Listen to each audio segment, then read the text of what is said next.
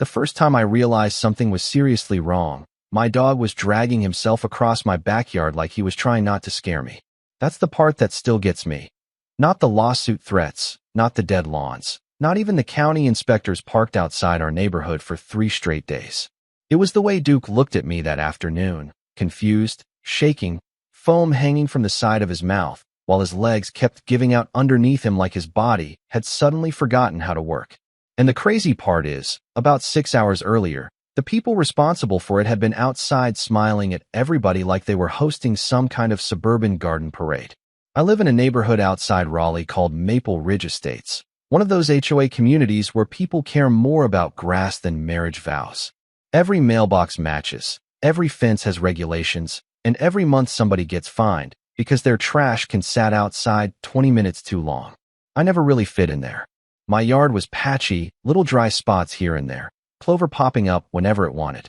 Didn't bother me none. I'm a contractor. I work with my hands all day. Last thing I care about after 10 hours in the heat is whether my lawn looks like a golf course. But my neighbor across the greenbelt, Celeste Mercer, she treated grass like religion. Celeste was president of the HOA, late 50s maybe, always dressed like she was heading to a country club fundraiser, even if she was just checking mail. She had this way of smiling at you without actually being nice, like every conversation was secretly a warning. And for months, she'd been obsessed with this new eco-conscious beautification initiative the HOA board approved. That's what they called it anyway. Basically, they hired some landscaping company called Greensphere Environmental to make the neighborhood lawns healthier and more sustainable.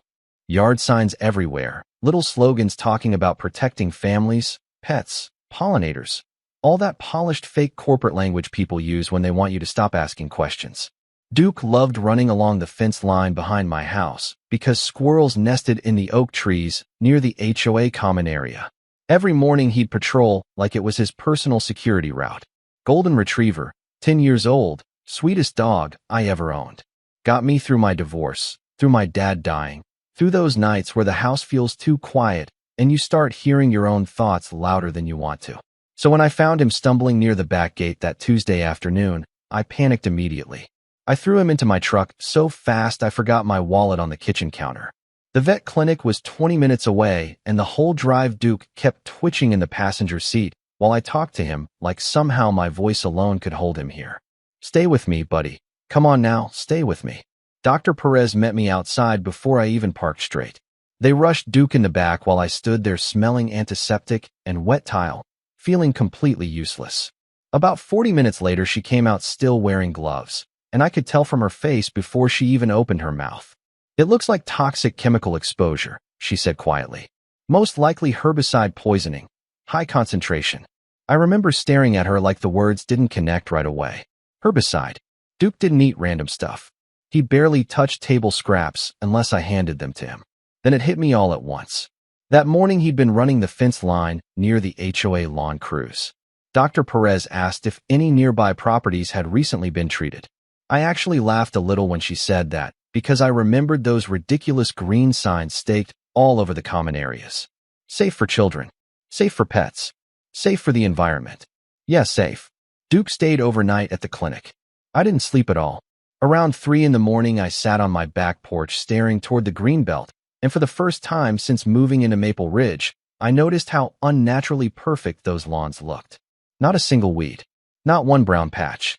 Just this bright artificial green glowing under the neighborhood lights like plastic. The next morning, I walked the property line wearing work gloves and carrying a shovel and freezer bags like some exhausted suburban detective. Near the fence, right where Duke usually chased squirrels, I noticed this weird chemical smell underneath the fresh-cut grass scent. Sharp, almost metallic. And taped right beside the HOA announcement board was a giant smiling sign from Greensphere Environmental.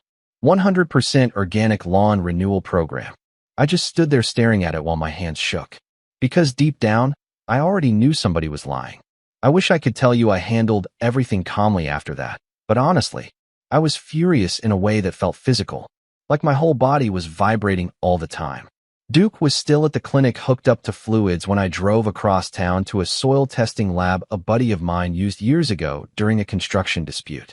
Tiny little place tucked behind an industrial warehouse, looked half abandoned from the outside. The technician there, this older guy named Leonard with nicotine-stained fingers and reading glasses held together by tape, dumped my sample onto a tray and frowned before he even ran anything. "That ain't organic," he muttered. 2 days later, he called me back personally, said I needed to come in. The report showed traces of triclopyr and dicamba, commercial-grade concentrations too, way above residential recommendations. Stuff restricted in a lot of neighborhoods because runoff contaminates drainage systems and pets absorb it through their paws. Leonard looked me dead in the eye and said, "Whoever applied this either cut corners or thought nobody would test it." And that right there, that sentence changed everything for me. Because now it wasn't an accident anymore. It was negligence wrapped in marketing. I emailed the report directly to the HOA board that afternoon. Attached vet records too. I kept it respectful, probably more respectful than they deserved. Told them my dog nearly died, and somebody needed to explain why banned chemicals were being used near residential properties. 3 hours later, Celeste finally called me. I still remember standing in my kitchen watching rain hit the back deck while she talked to me in that smooth, fake neighborhood politician voice.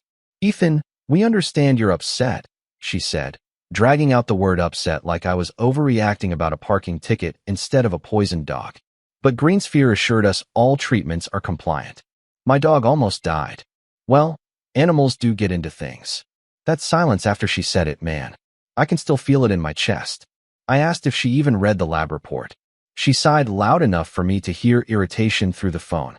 "Honestly, Ethan, threatening the HOA over one independent test isn't productive." Threatening. That word stuck with me. Not concern. Not apology. Threatening.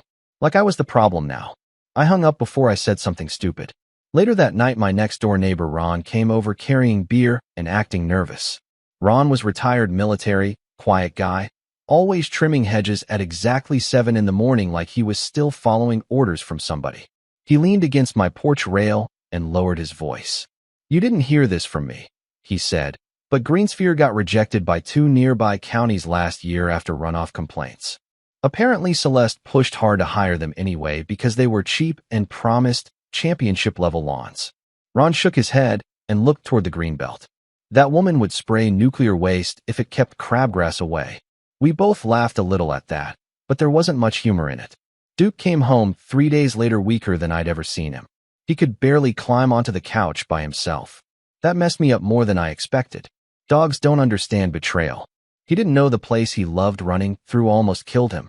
He still wagged his tail every time I opened the back door.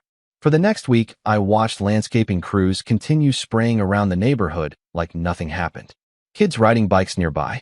People walking strollers. One afternoon, I even saw Celeste outside bragging to a group of homeowners about how Maple Ridge had the healthiest lawns in the county. I swear, hearing that nearly pushed me over the edge. But revenge born out of pure anger is messy, sloppy, temporary. What happened next came from something colder. About a week later, I was out fixing drainage near my shed when I noticed sections of my own yard had this strange root decay under the soil. Brown slime around the base layer. I recognized it immediately because years ago I worked landscaping before construction. Phytophthora, nasty fungal pathogen, loves overwatered chemically dependent lawns. Once it spreads deep enough, the roots basically suffocate underground while the surface still looks healthy for days. Then everything collapses at once. Back then, an old groundskeeper taught me how golf courses spent thousands trying to stop outbreaks. I remember kneeling there in the dirt, staring at those infected roots, while something ugly slowly formed in the back of my mind. And here's the thing I know some people watching this are going to debate. I didn't decide right then to destroy their lawns. Not exactly. First, I tried going through proper channels. I filed complaints with the county environmental office, sent the lab reports, vet bills, photos. Nobody moved fast. Bureaucracy takes forever unless rich people start complaining publicly. Meanwhile, Greensphere kept spraying. Then came the HOA meeting. God, that meeting. Community clubhouse packed wall to wall, with people drinking coffee from little paper cups, while Celeste stood near a projector talking about seasonal lawn optimization. I waited until the end before speaking up. I showed everyone Duke's medical records. Showed the chemical report. For maybe 5 seconds the room actually went quiet. Then Celeste smiled. Smiled. "We sympathize with Mr. Cole's unfortunate pet situation," she said. but there's no evidence linking Green's fear directly to the incident. Unfortunate pet situation. Like Duke was a broken lawn chair. One guy in the back actually nodded along with her. Another woman whispered something about people trying to scam the HOA. I stood there feeling heat crawl up my neck, while Celeste continued talking about community reputation and property values. Property values. My dog nearly dies, and these people are worried about curb appeal. That was the moment something changed in me permanently. Not rage. Clarity. Because I realized Maple Ridge didn't care about truth. They cared about appearances. About preserving this fake polished image no matter what got buried underneath it. Funny enough, that became the exact weakness I used against them. A few days later, I drove 2 counties over to visit someone I hadn't seen in years, an old soil specialist named Walter Boone. Guy lived alone in a weather-beaten farmhouse surrounded by dying peach trees and rusted equipment. Walter knew more about turf disease than anybody I ever met. We sat on his porch drinking burnt coffee while cicadas screamed in the trees. I told him everything. He listened without interrupting, just rocking slowly in his chair. Finally, he said, "Perfect lawns are fragile, Ethan. Most folks don't realize that. The prettier they look, the weaker they usually are underneath." Then he looked at me for a long second and asked quietly, "You planning to teach somebody a lesson?" I should have lied. Instead, I just stared out at the fields. Walter disappeared into his shed for maybe 20 minutes and came back carrying a small insulated container. "Phytophthora culture," he said. "Concentrated." I looked at him. "You're serious? You didn't get this from me." He handed it over slowly. "And Ethan, once this starts spreading through an irrigated root system, there ain't much stopping it." Driving home that night, the container sat on the passenger seat beside me the whole way like a loaded weapon. And for the first time since Duke got sick, I felt calm. I didn't do anything right away. That's probably the part people won't believe, but it's true. The container sat sealed in my garage for almost 4 days while I kept going back and forth with myself like some exhausted jury arguing inside my own head. Every time I looked at Duke sleeping by the couch with his front paw twitching in his dreams, I'd feel that anger rise back up. Then I'd picture kids playing in the neighborhood, families who had nothing to do with any of this, and I'd think maybe I should let the county handle it. But then another landscaping truck would roll through Maple Ridge spraying mystery chemicals beside storm drains, while Celeste strutted around talking about sustainability like she was saving the planet one blade of grass at a time. And eventually I realized something ugly but honest. People like that only stop when consequences become impossible to ignore. So one humid Thursday night around midnight, I got to work. No dramatic movie montage, no black hoodie nonsense. Just me in old work boots carrying irrigation tubing and a battery drill while the neighborhood sat quiet under porch lights. The common greenbelt behind my property had a runoff channel connected to the HOA sprinkler network. I knew because I helped repair part of the drainage system during a flood 2 years earlier. The design was sloppy, cheap. Water pooled along the fence line before feeding back into the irrigation reservoir underneath the maintenance shed. All I did was create a few shallow feed points near the runoff edge and introduce the culture slowly through a low-pressure drip line. That's it. No stepping onto HOA property. No damaged equipment. Nature handled the rest. The first signs showed up about 10 days later. Tiny yellow patches scattered across the central lawn near the clubhouse. Most people ignored it at first. Lawns get dry spots sometimes. Then the circles widened. Grass turned this sick muddy brown and started collapsing inward like rot spreading through fruit. By week 3, the place looked cursed. I'm serious.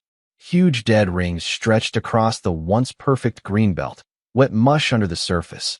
This sour, earthy smell hanging in the air every morning. Landscapers kept showing up throwing everything at it. Fungicides, reseeding, extra watering, which honestly made it worse because Phytophthora loves moisture.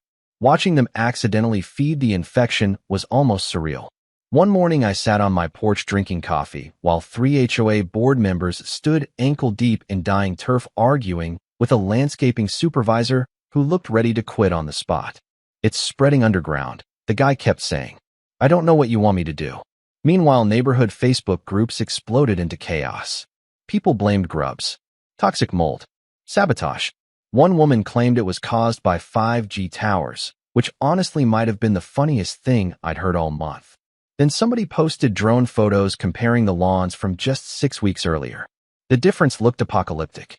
Maple Ridge went from country club brochure to abandoned golf course almost overnight. And Celeste, man, watching Celeste unravel was something else. She stopped waving at people, stopped wearing those bright pastel outfits. Every time I saw her outside, she looked exhausted, snapping at contractors, pacing with her phone glued to her ear. Then one afternoon, she stormed directly up my driveway. Didn't knock either. Just marched straight toward me while I was changing oil in my truck.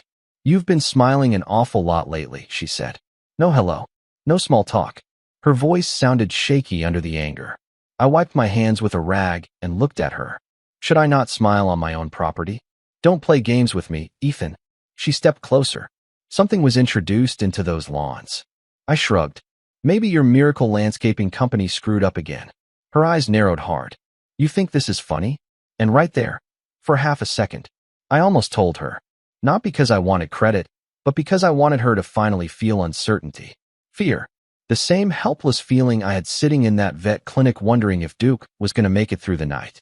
But instead I leaned against my truck and said calmly, "What I think is funny is hearing the counties asking questions about banned herbicides after a dog poisoning." Her entire face changed. It was subtle, but I saw it. That tiny flicker of panic. 2 days later, county inspectors arrived. Not one vehicle either. 4 of them. White trucks parked outside the clubhouse while environmental officers walked the grounds collecting soil and water samples. Turns out my complaints finally gained traction once half the neighborhood started threatening legal action over contaminated runoff and collapsing property values. Funny how fast officials move once rich homeowners get nervous. The investigation lasted almost a week. Greensphere denied everything at first, naturally. Then records surfaced showing unauthorized chemical purchases through a third-party supplier. Somebody inside the company had been mixing commercial herbicides into organic treatments to keep lawns unnaturally green longer. The county hit the HOA with massive fines for environmental violations and failure to disclose hazardous applications. Greensphere lost multiple contracts across the state. Last I heard, they were tangled in lawsuits. And Celeste, she resigned before the emergency board vote even finished. Never said goodbye to anybody. Just vanished from Maple Ridge completely about a month later. Here's where the story gets messy, though. Because people always want revenge stories wrapped up neatly with a little moral lesson at the end. Real life doesn't work like that. A few homeowners got caught in the fallout unfairly. Some lawns had to be ripped out entirely. Property values dipped for almost a year. One older couple down the street lost a landscaping award they genuinely cared about. And yeah, sometimes late at night, I still wonder if I crossed the line. Maybe I did. But I also know this. Duke's alive. The county banned Greensphere from operating in residential zones after the investigation. And Maple Ridge finally switched to actual organic lawn care monitored by independent testing. About 3 weeks after the inspectors left, an attorney representing the HOA showed up at my house with settlement paperwork. Quiet little guy, looked exhausted beyond belief. The HOA agreed to cover Duke's veterinary bills plus additional compensation if I signed a liability waiver and agreed not to pursue civil litigation. I asked him one question before signing. Did they ever admit what happened? The attorney paused for a second too long. Then he said softly, "Off the record, yes." That was enough for me. These days the greenbelt behind my house still hasn't fully recovered. Some mornings when the sun hits it just right, you can still see faint dead rings underneath the new grass like scars buried under skin. Duke's older now. Slower too. But every once in a while he still chases squirrels along that same fence line, tail wagging like none of this ever happened. And honestly, maybe that's the part one think about most. Because people online love talking about revenge like it fixes something deep inside you. Truth is, it doesn't. It just shifts the weight around. So now I'm curious what you think. Did Celeste and the HOA get exactly what they deserved? Or did I become just another neighbor willing to poison something to win? Let me know in the comments, because even now, I'm still not completely sure myself.